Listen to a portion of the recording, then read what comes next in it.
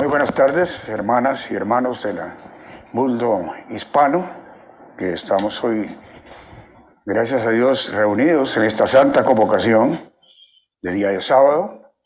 Gracias porque hemos podido tener realmente estos mensajes durante todos estos meses, gracias a los medios que Dios nos ha permitido utilizar para comunicarnos con los hermanos.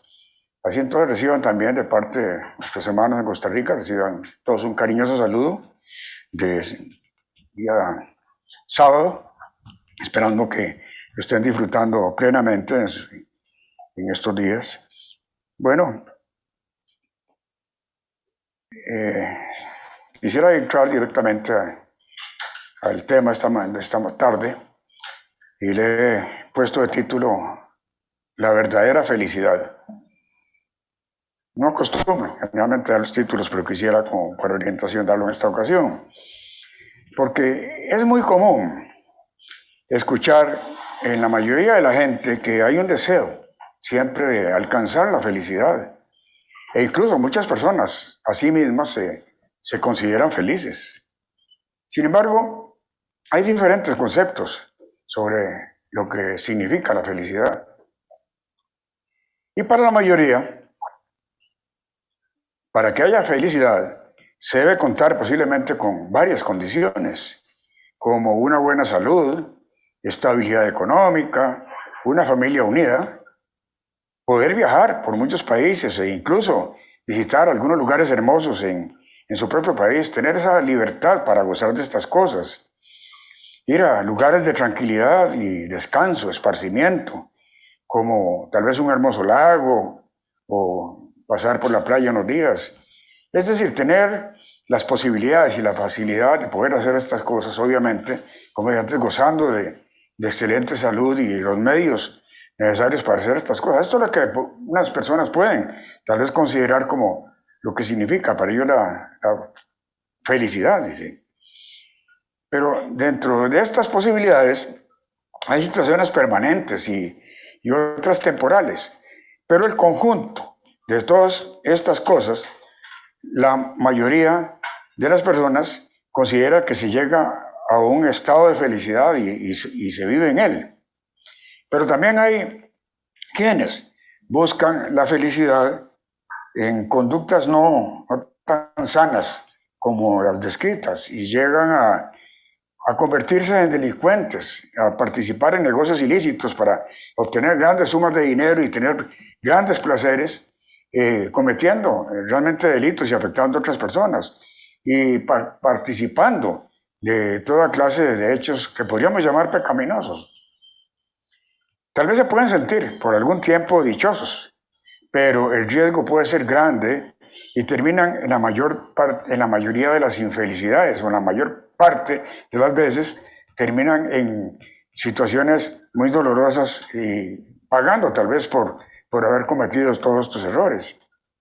Sin embargo, con todo lo anterior, la gente que se considera feliz, en su mayoría mantiene a veces el temor de que puede acontecer algo que en un momento arruine aquellas condiciones en que han basado su felicidad.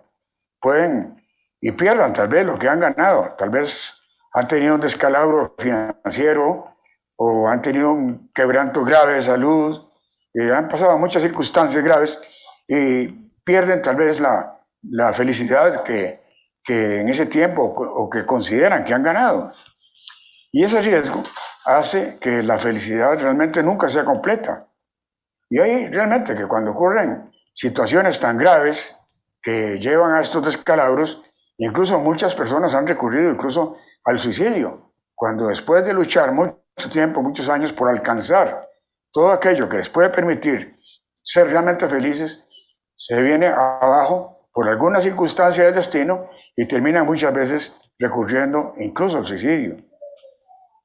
Hay otros casos en los cuales la gente se propone que consideran que los hará felices obteniendo ciertas cosas, pero es muy común que busquen alguna meta para alcanzar y que cuando alcanzan esa meta realmente dura poco la alegría y vuelven al estado anterior mirando una nueva meta.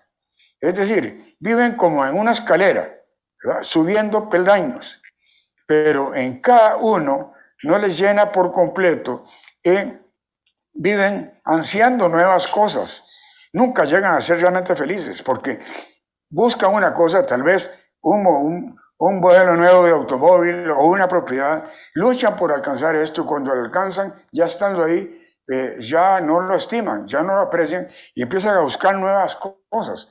De manera que siempre están ansiando y obviamente nunca pueden ser realmente felices. Ahora bien, en todo esto notamos que la gente en general basa su felicidad en hechos o situaciones que corresponden a medios físicos dentro del mundo material. Aunque muchas veces se digan creyentes o cristianos, lejos están de basar sus esperanzas en promesas de Dios o en seguir un verdadero camino que los haga llegar a una o varias metas realmente esperadas dentro de lo que pueda provenir de Dios o de los caminos de Dios. Pero, como lo propuse en el título, sí existe una felicidad verdadera que es física y espiritual. Y esta se inicia, hermanos, con una auténtica conversión. Para tener o iniciar un camino de verdadera felicidad, necesitamos tener una auténtica conversión. No podemos decir que se trate solo de un determinado acontecimiento, sino de una serie de pequeños y grandes hechos que conforman una vida especial y diferente a todo lo que entiende el mundo, que es la vida en los caminos de Dios. El arrepentimiento y perdón de nuestros pecados en el bautismo, al aceptar la sangre de Jesucristo que nos limpia de toda culpa y que estaremos recordando precisamente en esta próxima y ya muy corto tiempo Pascua, es una revelación tan maravillosa de Dios al llamarnos y abriéndonos el entendimiento y sentir esa maravillosa sensación de perdón que nos libra de toda culpa. Es realmente el inicio de una vida muy feliz, porque realmente en nuestro pasado muchas personas, o la mayoría, hemos siempre tenido una congoja, ansiedades, confusiones en la vida, pero cuando Dios nos llama y nos abre el entendimiento y nos arrepentimos y Dios nos perdona, realmente sentimos una sensación de libertad muy grande, porque nos estamos basando precisamente en esa ley de la libertad que nos saca de toda esclavitud, como le llama Santiago en el capítulo 2 y versículo 12 del apóstol Santiago. Dice, capítulo 2, versículo 12, nos dice: así hablad y así haced, como los que habéis de ser juzgados por la ley de la libertad. Realmente, la libertad que nos saca de ese mundo o de esa esclavitud en la que hemos vivido, dependiendo realmente de una vida equivocada o pecaminosa que siempre nos trae congojas y problemas. Y entonces empezamos a vivir por esta ley que Dios, por medio del apóstol Santiago, le llama la ley de la libertad, que es la ley que nos enseña a guardar los 10 mandamientos. Y guardando esto, o recibiendo esta bendición del perdón de los pecados por medio del bautismo y el sacrificio de Jesucristo, de inmediato viene a nosotros la maravillosa fuerza de Dios, la concesión del Espíritu Santo por medio de la imposición de las manos, que unido a nuestro espíritu nos convierte en los santos de Dios, con la potestad de obedecer a Dios en todos sus caminos.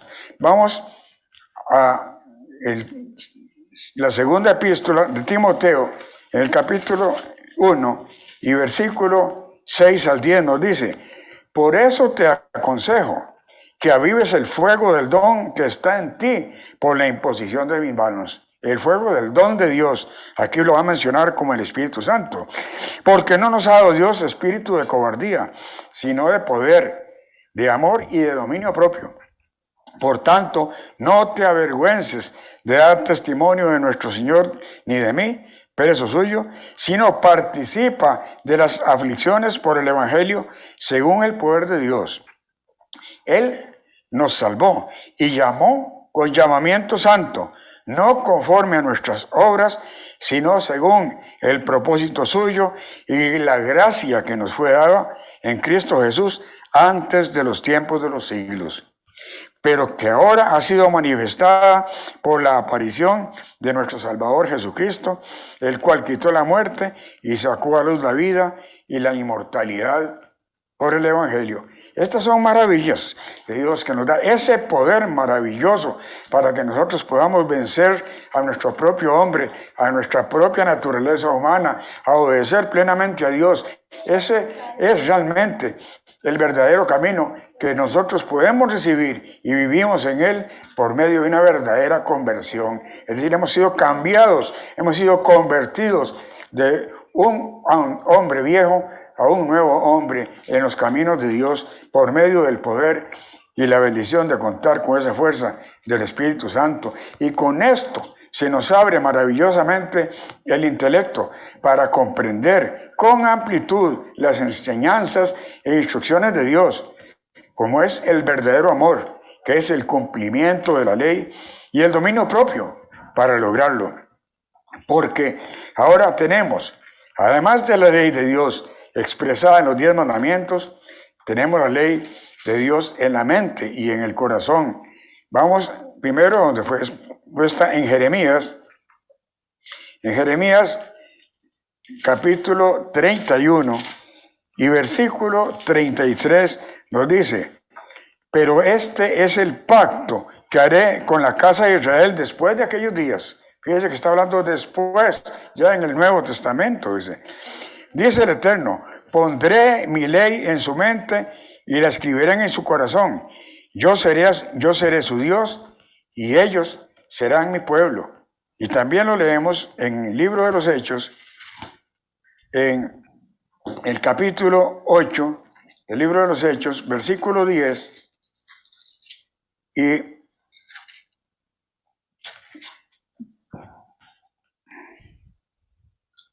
Hechos capítulo 8,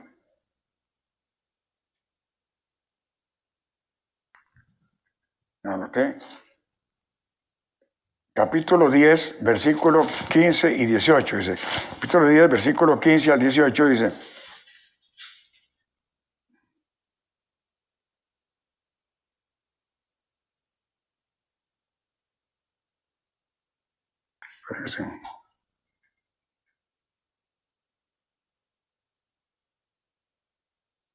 perdón, es que estoy en el libro de Hechos, es Hebreos, perdón. Es en el libro de los Hebreos. Ya cuando falta la vista hay que... Capítulo 8, versículo 10 de el libro de la carta a los Hebreos, dice. Y así dice: por lo cual este es el pacto que haré con la casa de Israel después de aquellos días, como dijo Jeremías. Dice el Señor: pondré mis leyes en la mente de ellos y sobre su corazón las escribiré. Y seré a ellos por Dios y ellos me serán a mí por pueblo. Y ahora sí, el capítulo 10 de este mismo libro, dice, de esta misma carta, dice, versículo 15, dice: el Espíritu Santo nos atestigua lo mismo, dice, porque después de haber dicho: este es el pacto que haré con ellos después de aquellos días, dice el Señor, dice, pondré mis leyes en sus corazones y en sus mentes las escribiré. Y añade: y nunca más me acordaré de sus pecados y transgresiones, pues donde hay remisión de estos, no hay más ofrenda por el pecado. Pero esto tiene un grandísimo significado, porque en la mente es donde reside el intelecto. De ahí aprendemos, entendemos y comprendemos los mandamientos de Dios. Y el corazón, que es el motor de nuestra vida, de donde proviene la fuerza, nos da el impulso, la fuerza para el movimiento de nuestros miembros, y así actuamos conforme a las leyes de Dios. Vamos a Romanos, capítulo 13, versículo 8, dice: no debáis a nadie nada, sino el amaros unos a otros, pues el que ama al prójimo ha cumplido la ley. Estamos hablando de este motor que nos lleva realmente a cumplir la ley de Dios prácticamente y con automatismo prácticamente, porque no adulterarás, no matarás, no hurtarás, no dirás falso testimonio, no codiciarás. Y cualquier otro mandamiento en esta sentencia se resume: amarás a tu prójimo como a ti mismo.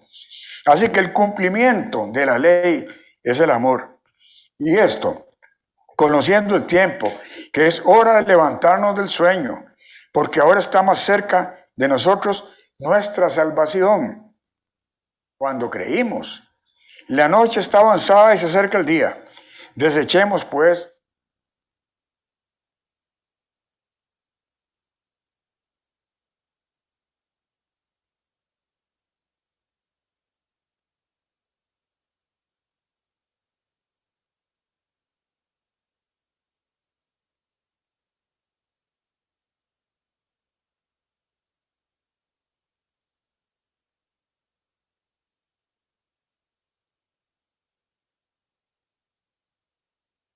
este versículo, porque se nos fue la batería del micrófono y posiblemente no me estaban oyendo, dice.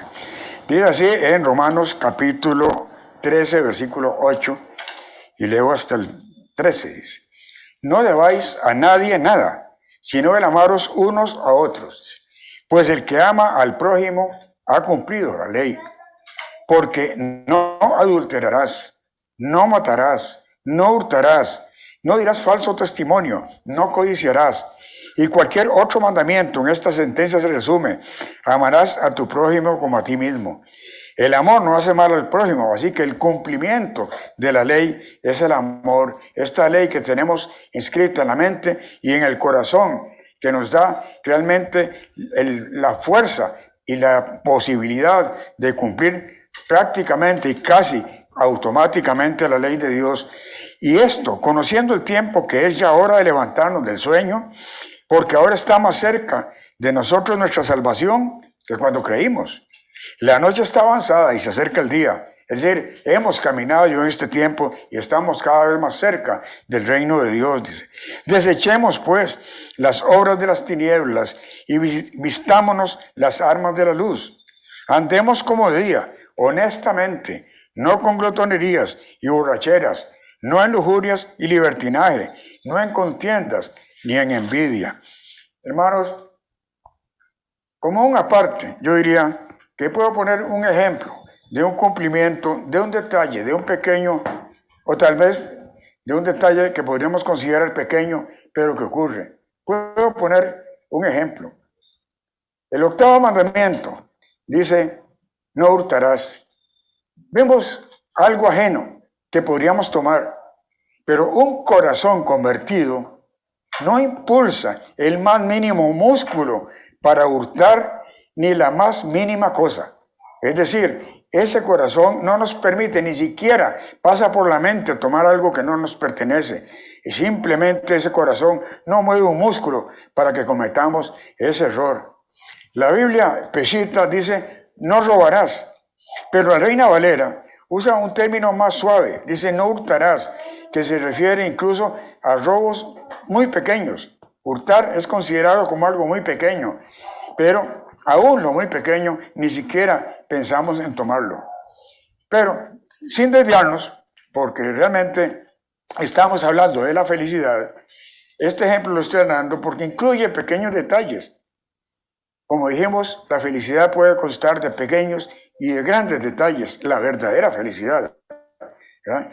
Cuando ocurre, por ejemplo, en un supermercado u otro lugar, que nos dejan de cobrar un artículo, nosotros posiblemente después al revisar la cuenta, vemos que nos dejaron de cobrar algo. Nunca lo dudamos y regresamos a la caja y pagamos la diferencia. Ha ocurrido varias veces y hasta incluso en compras un poco grandes. Normalmente, las personas que nos atienden o los cajeros se sorprenden porque no es normal que la gente sea honrada como lo es un verdadero cristiano. A veces nos dicen, sorprendidos, ¿qué persona tan honrada? Por lo general, contestamos es que no hay mejor negocio que ser honrados. Una vez que pasa esta escena, una sensación de satisfacción recibimos y alegría que podemos traducir realmente en un momento de felicidad, porque ¿cómo funcioné automáticamente en obediencia a la ley de Dios y no fui capaz de hacer lo que la mayoría de la gente hace, que es dejarse algo que no les pertenece? Y no hubo ni siquiera la más mínima duda en ese momento ni reacción alguna o de tomar algo que no nos pertenecía y pagar aquello que nos habían dado en equivocación por la otra persona. Pero es interesante cómo cuando actuamos de esta manera, y por eso digo que es mejor negocio, es actuar con honradez, porque muchas veces se nos han cambiado en la vida situaciones que realmente en relaciones con la gente del mundo hemos visto somos personas verdaderamente honradas. Y eso es realmente lo que ocurre a muchas personas en el trabajo. Lo hemos visto en nuestra familia, como cuando a una persona se han dado cuenta que es verdaderamente honrada porque obedece a Dios, los han mejorado en sus empleos, en su trabajo, y les han tenido muchísima más confianza. Por eso digo, es un gran negocio ser honrados. Pero Dios, hermanos, no nos ha llamado solos. No nos ha llamado solos, y nosotros sabemos que estas cosas ocurren con la mayoría de los mandamientos. Y nos ha dado también a muchos hermanos y hermanas que han recibido este mismo privilegio de ser llamados para ser felices entre el pueblo de Dios, y sabemos que nuestros hermanos se distinguen y son ejemplo de la iglesia porque actuamos todos con absoluta honradez delante de la gente.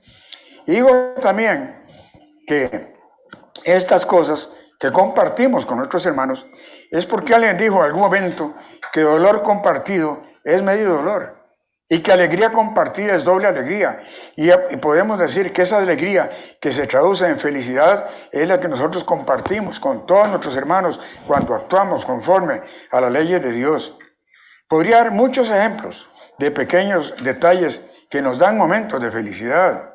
De varios versículos del Eclesiastés también podemos entender que Salomón concluía que culminar un trabajo nos da felicidad. Y solo veamos uno en Eclesiastés capítulo 5, versículo 18, pero hay varias escrituras en Eclesiastés por la cual podemos concluir en esto, pero veamos la satisfacción que podemos recibir de nuestros trabajos concluidos. Capítulo 5 del Eclesiastés y versículo 18 dice: He aquí pues el bien que he visto, que lo bueno es comer y beber, y gozar de los frutos de todo el trabajo con que uno se fatiga debajo del sol, todos los días de la vida que Dios le ha dado, porque esa es su recompensa. Asimismo, a todo hombre a quien Dios da bienes y riquezas, le da también facultad para que coma de ellas, tome su parte y goce de su trabajo. Esto es un don de Dios. ¿Cuántas veces también, hermanos, hemos estado haciendo un trabajo difícil, tal vez en la familia, y pedimos a Dios, cuando sentimos dificultad porque el trabajo se nos hace difícil, pedimos a Dios la ayuda de sus ángeles, y nunca se ha hecho esperar, y se nos ha facilitado hacer ese trabajo. Entonces, cuando vemos la conclusión, sentimos una sensación muy especial, realmente un motivo de alegría, un motivo de felicidad de poder haber concluido algo que se nos hacía o se nos presentaba muy difícil. Pero mucha más felicidad viene en las relaciones con los hermanos de la iglesia, porque los hermanos en la iglesia seguimos las instrucciones de Dios de ser absolutamente unidos. Vamos a la carta a los Gálatas en el capítulo 3.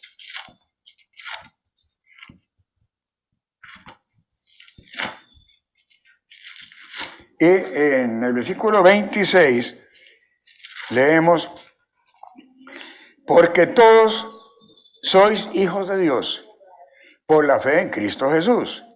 Pues todos los que habéis sido bautizados en Cristo, de Cristo estáis revestidos. Ya no hay judío ni griego, no hay esclavo ni libre, no hay hombre ni mujer, porque todos vosotros sois uno en Cristo Jesús. Y si vosotros sois de Cristo, ciertamente descendientes de Abraham sois, y descendientes de Abraham sois, y herederos, según la promesa, como hijos de Dios, descendientes de Abraham. Somos hijos e hijas de Dios. Todos entonces somos hermanos de una misma familia. Y el versículo 29, repito, dice, y si vosotros sois de Cristo, ciertamente descendientes de Abraham sois y herederos según su promesa. Esto nos indica que somos realmente este pueblo de Dios, somos verdaderamente hermanos, verdaderamente unidos, hermanos espirituales, descendientes de Abraham por herencia, y herederos y descendientes de Jesucristo, maravillosamente unidos. Y Dios nos ha pedido que seamos uno, como Jesucristo y el Padre. En el Evangelio de Juan, en el capítulo 10, y en el versículo 30, leemos, donde dice, el Padre y yo uno somos. Fíjense entonces, y en el capítulo 17, también de Juan, y versículo 11, leemos, donde dice, ya no estoy en el mundo, pero estos están en el mundo, y yo voy a ti, Padre, a los que me has dado, guárdalos en tu nombre, para que sean uno, así como nosotros. Y nosotros, los hermanos, escuchando estas enseñanzas de Dios, somos unidos, somos uno, nos amamos unos a otros, nos defendemos, nos ayudamos y oramos los unos por los otros. Versículo 13 dice, pero ahora vuelvo a ti y hablo esto en el mundo para que tengan mi gozo completo en sí mismos. Y versículo 18 dice, como tú me enviaste al mundo, así yo los he enviado al mundo. Por ellos yo me santifico a mí mismo para que también ellos sean santificados en la verdad. Pero no ruego solamente por estos, o sea, los discípulos que tienen ese momento, sino también por los que han de creer en mí por la palabra de ellos, lo que nos está incluyendo a nosotros en estos tiempos del fin, los que hemos creído por la palabra de ellos, dice, para que todos sean uno, como tú, Padre, en mí y yo en ti, que también ellos sean uno en nosotros, para que el mundo crea que tú me enviaste. Yo les he dado la gloria que me diste, para que sean uno, así como nosotros somos uno. Y yo en ellos y tú en mí, para que sean perfectos en unidad, para que el mundo conozca que tú me enviaste y que los has amado a ellos, como también a mí me has amado. Esta unidad maravillosa, somos uno en nosotros, somos uno con Cristo y Cristo con el Padre es uno.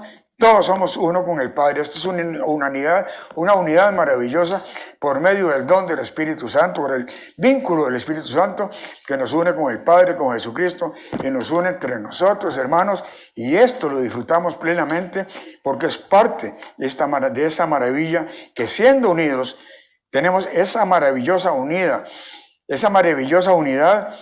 y pedimos a Dios muchas veces, entonces, también por nuestros hermanos, oramos por nuestros hermanos, siempre estamos preocupados, nos comunicamos, sabemos cómo estamos unos y los demás, y de esta manera, cuando hay alguno enfermo entre nosotros, seguimos esa instrucción que está en Santiago 5:14 de pedir siempre por nuestros hermanos, y Dios nos responde, porque realmente cuando estamos obedeciendo a Dios, el Padre nos dice en el libro del Éxodo que Él no envía los males que envía a los egipcios, pero que Él es nuestro sanador. Nos lo dice en el libro del Éxodo, en el capítulo 15. Y aquí en Santiago 5:14, leemos esta escritura muy conocida que dice, ¿está alguno enfermo entre vosotros? Llame a los ancianos de la iglesia para que oren por él, ungiéndolo con aceite en el nombre del Señor. Y la oración de fe salvará al enfermo, y el Señor lo levantará. y si ha cometido pecados, le serán perdonados. Confesaos vuestras ofensas unos a otros y orad unos a otros para que seáis sanados. La oración eficaz del justo puede mucho. Dice, la oración eficaz del justo puede mucho. Muchos sabemos que somos justos aquellos que guardamos los mandamientos, como lo dice en el Salmo 119, 172, que todos tus mandamientos son justicia. Entonces, todos aquellos que estamos guardando la ley de Dios, Dios nos ha justificado por la sangre de Jesucristo, y dice que quienes oramos, que esa oración de nosotros, de los justos, tiene un gran poder. Aquí hemos leído que al estar enfermos, recurrimos al ministro, al anciano de la iglesia. Pero el versículo 16 también nos ha agregado que oremos unos por otros. Quiero repetir este versículo 16 en la versión Peshitta, que dice, confiésense sus transgresiones unos a otros y oren unos por otros para que sean sanados, porque es grande el poder de la oración que un justo hace. Es grande el poder de la oración que un justo hace, dice la versión Peshitta. Y qué importante, hermanos, es seguir esta instrucción de Dios, porque constantemente, cuando sabemos de personas enfermas, graves o leves, oramos por nuestros hermanos y Dios nos responde y los sana. Y eso realmente va a ser motivo de una verdadera felicidad cuando alguien es sanado, cuando Dios ha respondido a las oraciones de su pueblo. Cuando una hermana estaba muy grave y necesitaba un trasplante de hígado para vivir, toda la congregación ayunó y oró. Toda la congregación ayunó y oró. Dios concedió el milagro, no se hizo esperar y la sanó sin ningún trasplante. Hoy es viva, llena y de perfecta salud, dice. Oh, qué gran felicidad trajo Dios a la iglesia. Y realmente, cuando recordamos también y sentimos recordamos esta alegría tan grande que nos causó la sanidad de esta hermana ya hace varios años. O cuando a un niño Dios lo ha sacado de cuidados intensivos milagrosamente por escuchar las oraciones de su pueblo. Qué gran felicidad trajo Dios a su iglesia. Por eso digo que la felicidad es por hechos diferentes, pequeños y grandes. Pero qué alegría cuando supimos que este niño había sido sacado de cuidados intensivos milagrosamente porque Dios escuchó las oraciones de su pueblo. Qué gran felicidad trajo su pueblo. O cuando un joven con un cáncer terminal pidieron las oraciones y Dios lo ha sanado por escuchar a su pueblo. Qué gran felicidad, hermanos, trajo Dios a su pueblo por estos casos de sanidad. Y sumemos a estos casos o a estos milagros de sanidad la paz que vivimos en la iglesia de Dios, que nos distingue del mundo. En el Evangelio de Juan, en el capítulo 16, el versículo 33, dice, estas cosas os he hablado para que en mí tengáis paz. En el mundo tendréis aflicción, pero confiad, yo he vencido al mundo. En el mundo hay aflicción, pero dice que nos ha hablado Jesús todas estas cosas para que nosotros tengamos paz. Y hemos recibido esa paz de parte de Jesucristo, porque no hay nada más bello que vivir también en absoluta paz. Jesucristo, al presentarse resucitado a sus discípulos, les dijo en capítulo 20, aquí mismo en el Evangelio de Juan, en el versículo 19 y al 21, dice, cuando llegó la noche, o al atardecer de aquel mismo día, dice la versión 20, dice, el primero de la semana, estando las puertas cerradas en el lugar donde los discípulos estaban reunidos por miedo a los judíos, llegó Jesús y puesto en medio les dijo, paz a vosotros. El principal saludo de Jesús nos enseñó que haya paz en nosotros. Dicho esto, le mostró las manos y el costado, y los discípulos se regocijaron viendo al Señor. Entonces Jesús les dijo otra vez, paz a vosotros, como me envió el Padre, así también yo os envío. Dios quiere que tengamos paz y nosotros tenemos paz porque hemos seguido estas instrucciones de Dios. Porque recordemos que paz no es solo ausencia de guerra. Paz es la forma de convivir entre personas que se aman. El diccionario de la Real Academia, en su segunda acepción, define el término paz de esta manera. Dice, relación de armonía entre las personas, sin enfrentamientos ni conflictos. Relación de armonía entre las personas sin enfrentamientos ni conflictos. Las guerras personales, los enfrentamientos y conflictos que causan tanto sufrimiento en la iglesia no existen. Esto se traduce en una verdadera felicidad, porque cuando no hay paz, siempre hay dolor y hay tristeza. Y en la iglesia no existe, porque nosotros disfrutamos de verdadera paz por el amor que tenemos entre los hermanos. En el libro de los Hechos, en el capítulo 9 y versículo 31, leemos.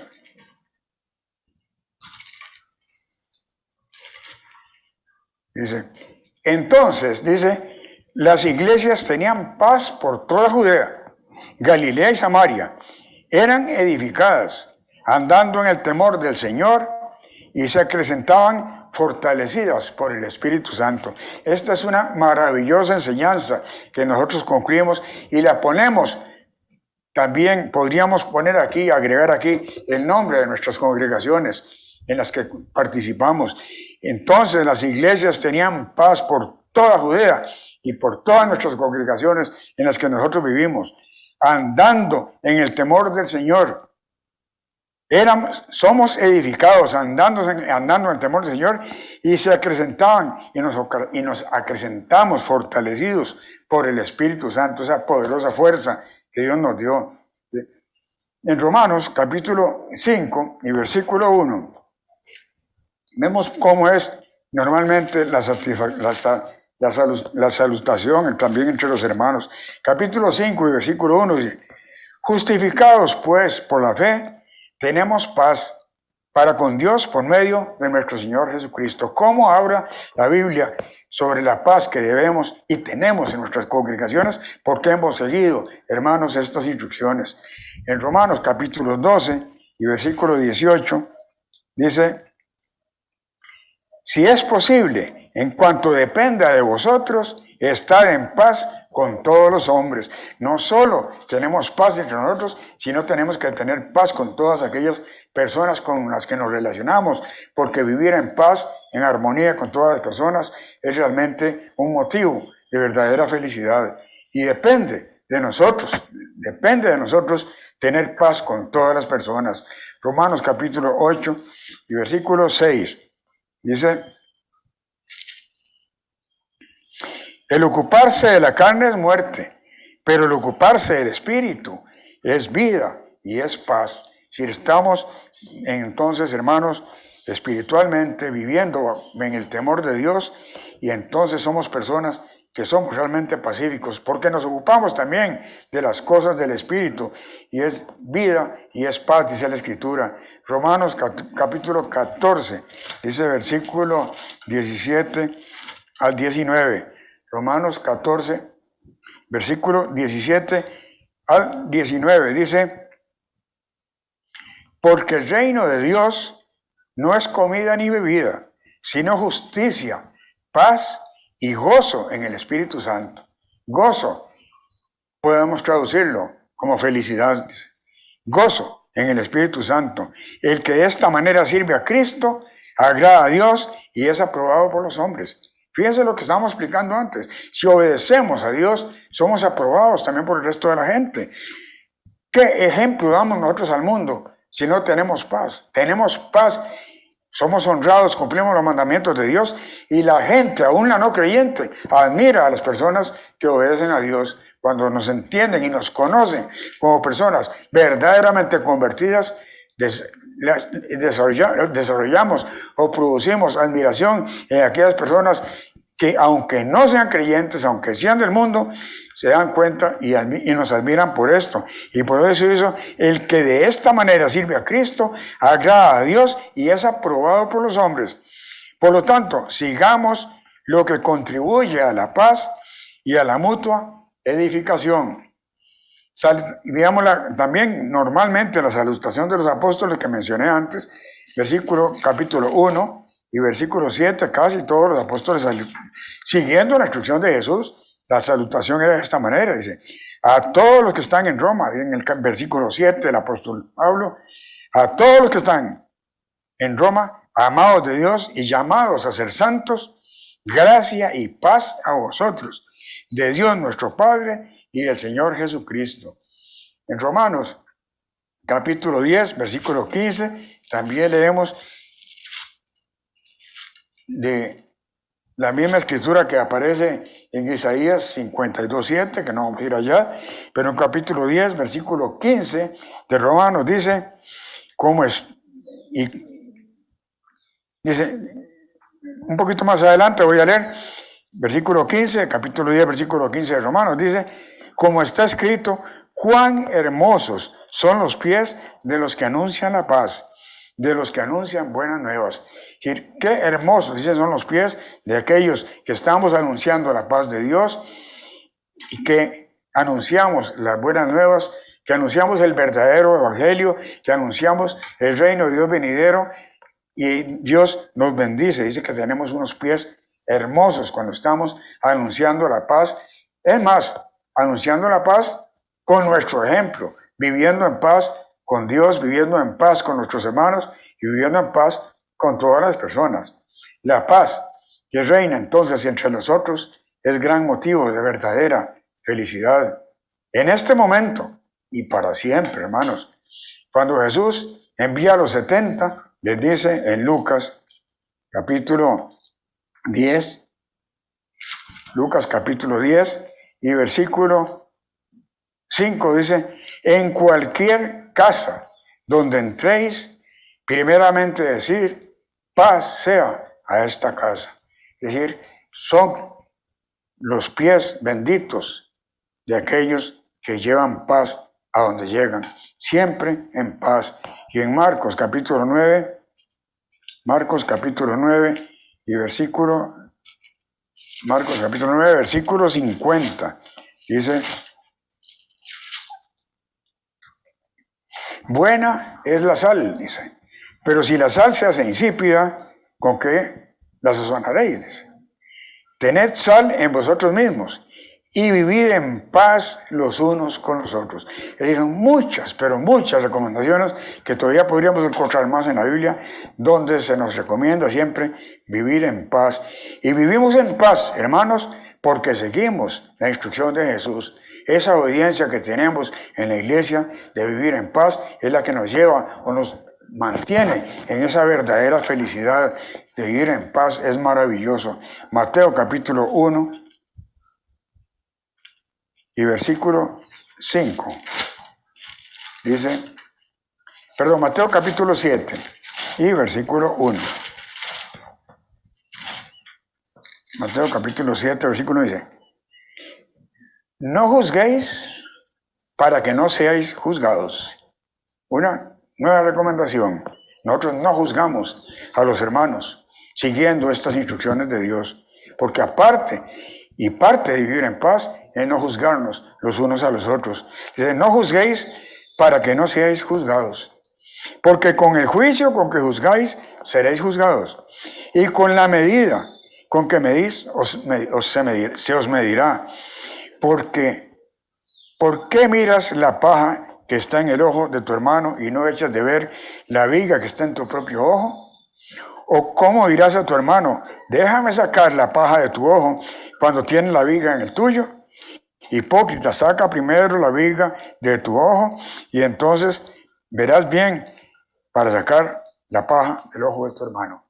Es decir, nos está enseñando Jesucristo por medio de su palabra en esta carta, en este Evangelio de Mateo, que no debemos juzgar a los hermanos. Es decir, no nos juzgamos porque seguimos esta instrucción. En la iglesia no nos juzgamos unos a otros. Veremos cómo procedemos enseguida. En Lucas capítulo 6, y versículo 37,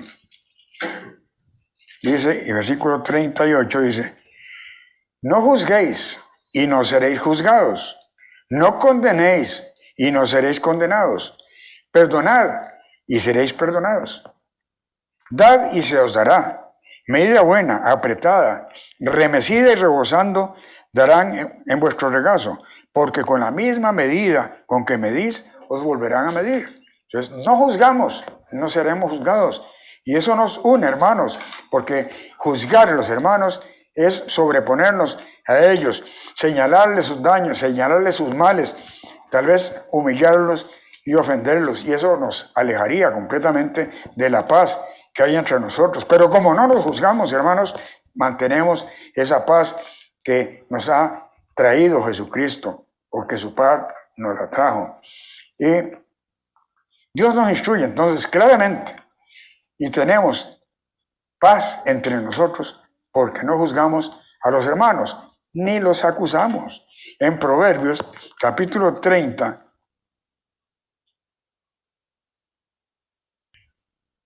Proverbios capítulo 30 y versículo 10 dice,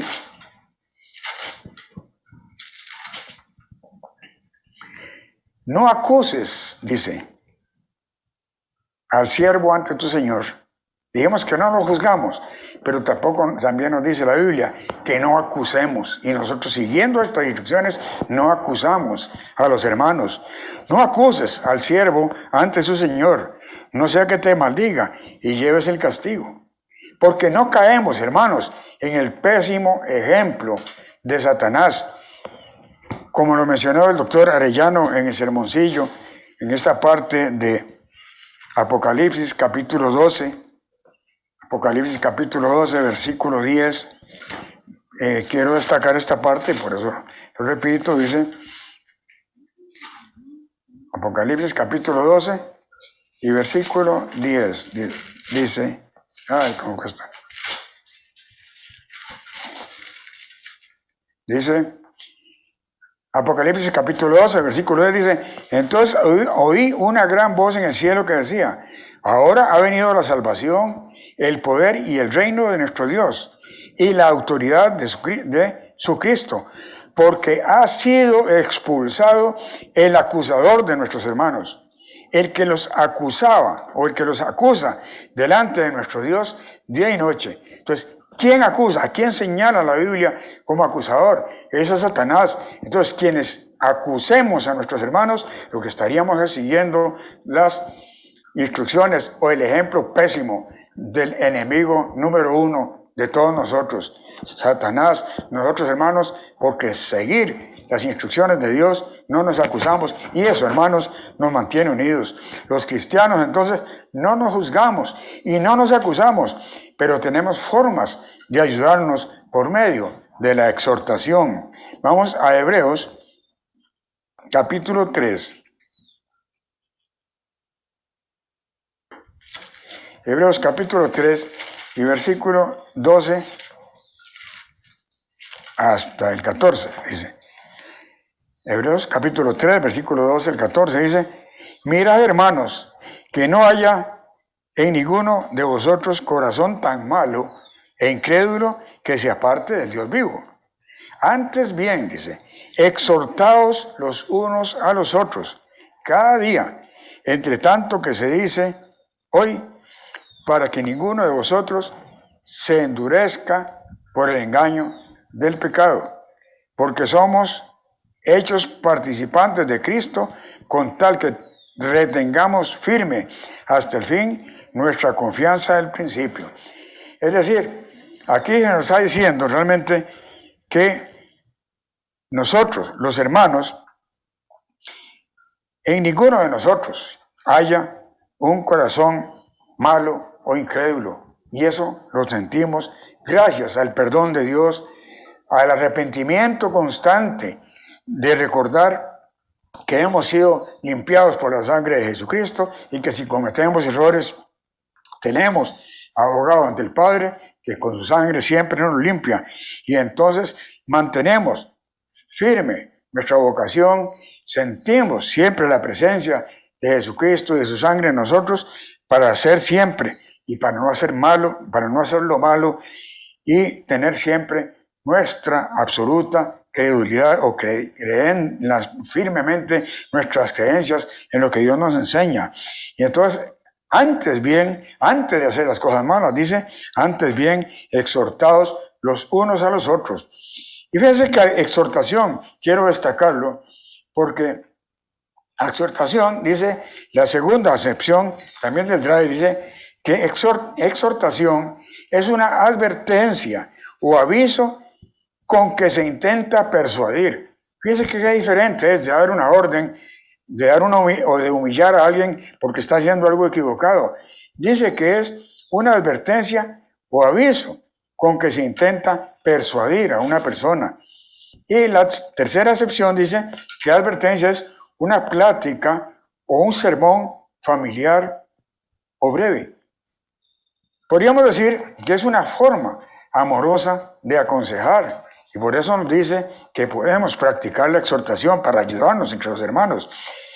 Tal vez en estrados judiciales se emplea de forma que explica muy bien el significado, porque un exhorto es una petición de un juez inferior a un juez de mayor jerarquía para que haga una diligencia en la jurisdicción del juez superior.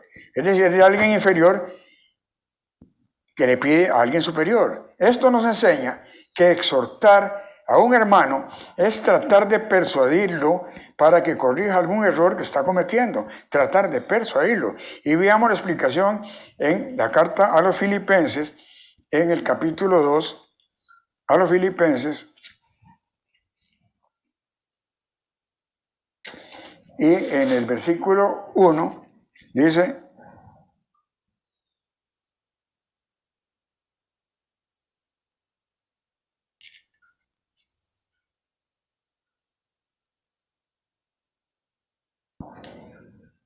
capítulo 2, versículo 1 dice: por tanto, si hay algún consuelo en Cristo, si algún estímulo de amor, si alguna comunión del Espíritu, si algún afecto entrañable, si alguna misericordia, completad mi gozo, sintiendo lo mismo, teniendo el mismo amor, unánimes, sintiendo una misma cosa.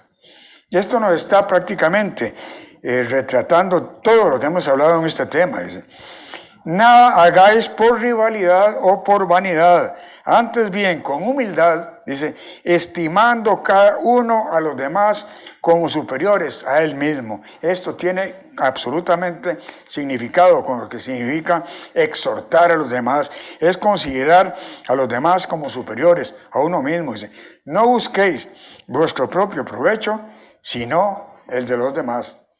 Y es algo que tenemos en cuenta cuando seguimos la instrucción en Hebreos capítulo 10 y versículo 23, lo dice en Hebreos capítulo 10 y versículo 23.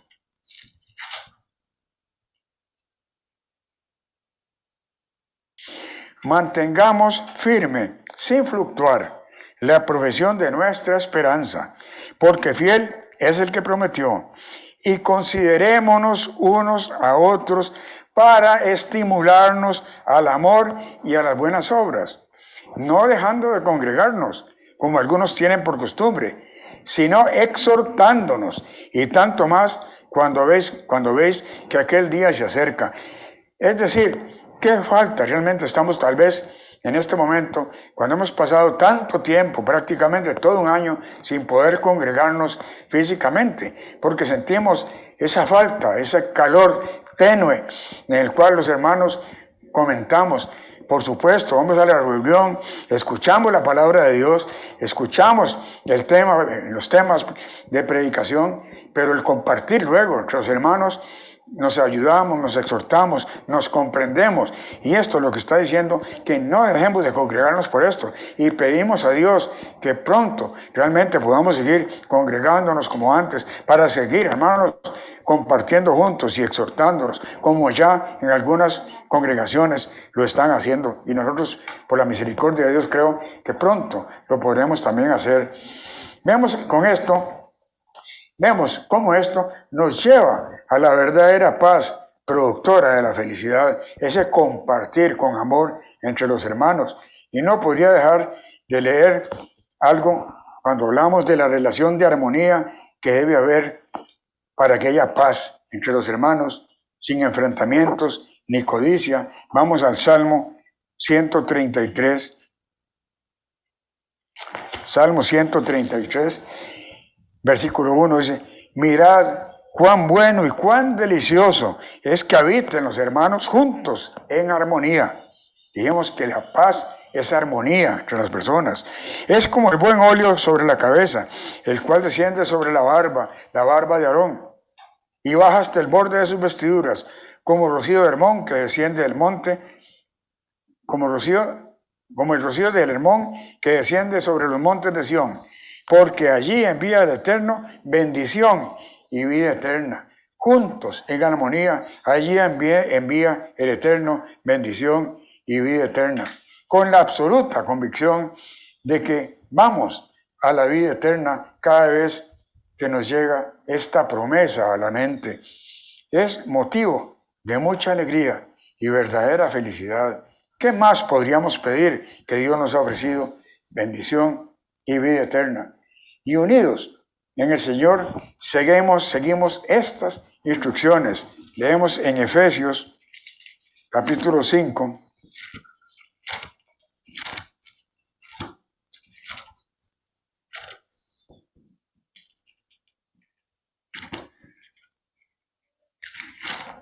Efesios, capítulo 5, versículo 1 y 2.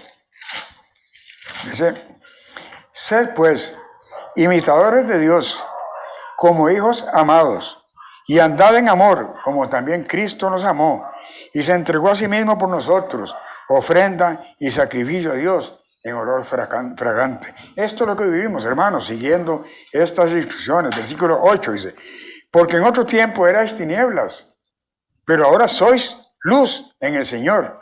Andad como hijos de luz, porque el fruto del Espíritu es en toda bondad, justicia y verdad, comprobando lo que es agradable al Señor. Y versículo 14 dice, por lo cual dice, despiértate tú que duermes, y levántate de los muertos, y te alumbrará Cristo. Mirad pues con diligencia cómo andéis, no como necios, sino como sabios, aprovechando bien el tiempo, porque los días son malos. Por tanto, no seáis insensatos, sino entendidos de cuál sea la voluntad del Señor. No os embriaguéis con vino, en lo cual hay disolución. Antes bien, sed llenos del Espíritu Santo, hablando entre vosotros con salmos, con himnos y cánticos espirituales, cantando y alabando al Señor en vuestros corazones, dando siempre gracias a Dios, dando siempre gracias por todo al Dios y Padre en el nombre de nuestro Señor Jesucristo. Cuando Dios nos dice lo que hemos de ser, que llegaremos a ser semejantes a Él, nosotros, sin ninguna duda, recibimos estas promesas que nos llevan a ser verdaderamente felices, como leemos aquí en la primera carta de Juan, capítulo 3, primera carta de Juan.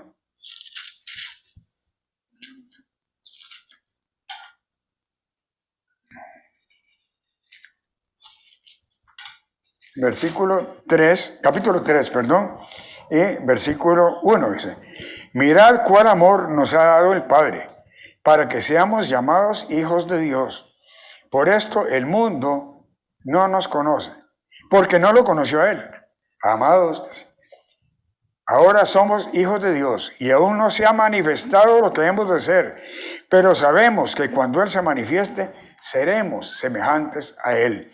Esto lo creemos, lo esperamos, de que seremos semejantes a Él. Y esta maravillosa promesa nos hace sentir verdadera felicidad, porque lo veremos tal como Él es.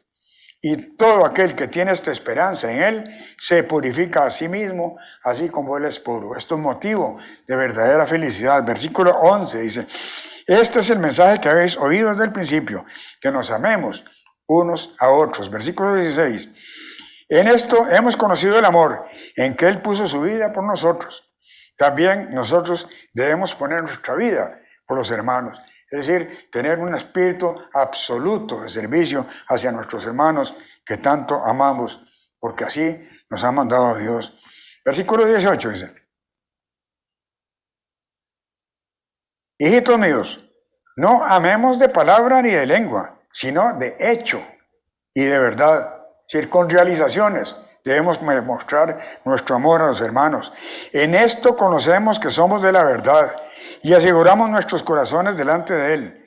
Pues si nuestro corazón nos reprende, mayor que nuestro corazón es Dios. Y Él sabe todas las cosas. Amados, si nuestro corazón no nos reprende, confianza tenemos en Dios. Y cualquiera cosa que pidamos, la recibiremos de Él, porque guardamos sus mandamientos y hacemos las cosas que son agradables delante de Él. Y este es el mandamiento que creamos, que creamos en el nombre de su Hijo Jesucristo y nos amemos unos a otros como Él nos lo ha mandado. El que guarda sus mandamientos y permanece en Dios y Dios en Él, y en esto sabemos que Él permanece en nosotros por el Espíritu que nos ha dado. Vemos aquí, hermanos, cómo Dios relaciona sus promesas de bendición con el amor entre los hermanos. Esto es precioso, porque quienes tenemos el privilegio de visitar hermanos, tanto en sus casas como en varias congregaciones, realmente con gran satisfacción podemos comprobar el gran amor entre el pueblo de Dios, cómo comparten en las congregaciones, cómo parten el pan unidos con alegría. Cuando llegamos y vemos a los hermanos tratarse con gran cariño en las iglesias, porque no tenemos eso en la vida, en el mundo y en la calle, sino en las congregaciones vemos esa alegría, con ese amor con que los hermanos se saludan y se tratan, se aconsejan y cuando es necesario, siguiendo la instrucción de Dios, nos exhortamos. Es una escritura que refleja ese amor que sentimos, tiene que ver con el gran amor que entre los primeros cristianos sentían con el apóstol Pablo. Recordemos en Hechos, en el capítulo 20 del libro de los Hechos, cuando Pablo visitaba aquellas pequeñas congregaciones iniciales y con qué amor lo recibían y lo despedían. Dice en capítulo 20, versículo 35, dice, en todo os he enseñado que, trabajando así, se debe ayudar a los necesitados y recordar las palabras del Señor Jesús que dijo, más bienaventurados dar que recibir. Cuando terminó, estaba enseñando, ¿verdad? Cuando terminó de decir estas cosas, se puso de rodillas, lloró con todos ellos. Entonces hubo gran llanto de todos y echándose al cuello de Pablo lo besaban. Y se dolían en gran manera por la palabra que dijo, de que no verían más su rostro. Y lo acompañaron al barco. Es decir, cómo esto lo vivimos también cuando los hermanos nos despiden. Y en el capítulo 21, versículo 3 dice, al avistar Chipre, dejándola a mano izquierda, navegamos a Siria y llegamos a Tiro, porque el barco había de descargar allí. Hallamos a los discípulos y nos quedamos allí 7 días, y ellos por el Espíritu decían a Pablo que no subiera a Jerusalén. Sabían el peligro que iba a afrontar y lo que iba a sufrir Pablo, porque el Espíritu se los mostró, dice. Cumplidos aquellos días, todos con sus mujeres e hijos nos acompañaron hasta las afueras de la ciudad, y puestos de rodillas en la playa, oramos y abrazándonos los unos a los otros, subimos al barco y ellos volvieron a sus casas. En alguna forma, hermanos, esto lo vivimos cuando al salir de un aeropuerto es muy común en Latinoamérica que haya una multitud esperando a los viajeros y así con sentimos esa sensación cuando entre tanta gente distinguimos una o varias sonrisas conocidas que nos están esperando. Y algunas veces personas que conocemos o vemos por primera vez que nos están esperando, con qué sonrisa y con qué amor nos reciben. Y luego, con ese gran amor nos quitan a veces el equipaje para ayudarnos a llevarlos hasta el vehículo, siempre juntos, alegres. Son motivos, hermanos, de verdadera felicidad que proviene de estar en los caminos de Dios. También en la despedida, cómo se esmeran para acompañarnos y llevarnos al aeropuerto, para llevarnos, tengamos seguridad en nuestro regreso. Realmente sentimos esas despedidas con gran amor hacia los otros. Son situaciones realmente, como digo, que nos llenan de felicidad. Espiritualmente también podemos hablar de gran felicidad en este tiempo, porque gracias a la conversión que Dios ha hecho en nosotros, tenemos la seguridad, hermanos, de que vamos a vivir eternamente, que vamos a servir con Jesucristo por 1000 años en el reino de Dios, luego una eternidad con nuestro Padre y Jesucristo, y millones de hijos de Dios distribuidos por todo ese maravilloso y enorme universo que Dios ha creado como herencia de Jesucristo y que compartirá con nosotros. No tenemos duda de esta maravilla que nos espera, y al no tener duda de esta maravilla que nos espera, es realmente sentir felicidad espiritual en este momento. Y cuando haya situaciones que podrían causar tal vez sufrimiento, como la pérdida de un ser querido, no es consuelo, sino realidad que veremos a nuestros seres queridos en una futura resurrección, como lo leemos en 1 Tesalonicenses capítulo 4. 1 Tesalonicenses capítulo 4 y versículo 13 dice: tampoco queremos, hermanos, que ignoréis acerca de los que duermen, para que no os entristezcáis como los otros que no tienen esperanza. Y nosotros no sufrimos tanto por la pérdida de nuestros seres queridos como la gente que no tiene esperanza. Si creemos que Jesús murió y resucitó, así también traerá Dios con Jesús a los que durmieron en él. Esto nos llena de esperanza. Y el versículo 18 dice: por tanto, alentaos los unos a los otros con estas palabras. Y nosotros, cuando tenemos una prueba, también Dios nos da la salida, como nos lo dice, y esto es motivo también para nosotros de alegría, porque podemos pasar pruebas que nos podrían causar sufrimiento, pero como Dios nos da la salida, una vez que superamos la prueba, es motivo de gran alegría, que podríamos decir que es felicidad. Y nosotros, a quienes Dios nos ha dado una larga vida y nos queda poca en la carne, que muchas veces hemos sido sanados por Dios milagrosamente, sabemos que cuando sea la voluntad de Dios de llevarnos al descanso, será eso, un descanso sin dolores, sin sufrimientos, sin congojas. Y qué felicidad, hermanos, porque recibimos por adelantado saber que vamos a despertar con un cuerpo espiritual inmortal, de la misma esencia y naturaleza de Dios. Por eso, hermanos y hermanas, podemos afirmar que sí existe una felicidad verdadera, física y espiritual, y esta se inicia con una auténtica convicción.